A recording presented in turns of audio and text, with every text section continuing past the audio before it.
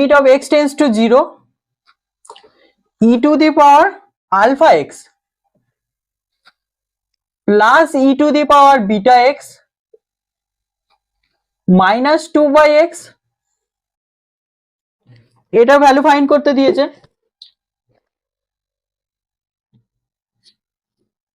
তো স্টার্ট করা যাক। Limit of x tends to 0, এবার আমি কি করছি, এই -2টাকে দুটো ভাগে ভাঙছি, -1 আর -1 নিয়ে নিচ্ছি।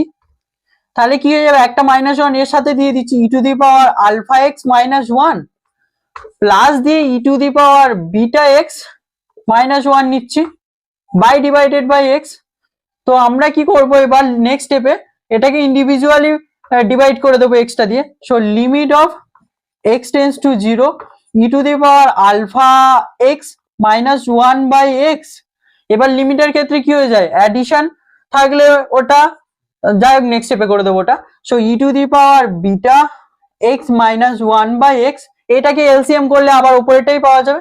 সো লিমিট হচ্ছে, লিমিট প্লাস থাকলে দুটো ইন্ডিভিজুয়ালির ওপর প্লাস হয়। So limit of x tends to 0 e to the power alpha x -1/x plus limit of x tends to 0 e to the power beta x -1/x।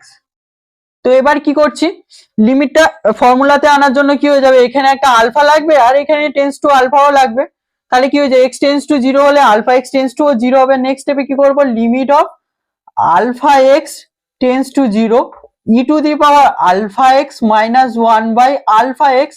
তাহলে ওর নিচে একটা আলফা এনেছি, মানে ওপরে একটা মাল্টিপ্লাই দিয়ে আলফা লিখতে হবে, তো ইন্টু আলফা প্লাস সেম ভাবে limit of beta x tends to 0 e to the power beta x -1/বিটা এক্স ইন্টু উপরে বিটা। এবার আমরা কি জানি, এটা হচ্ছে 1 আর এটা 1, তাহলে আলটিমেটলি পড়ে থাকলে কি হলো, আলফা প্লাস বিটা, এটা আনসার।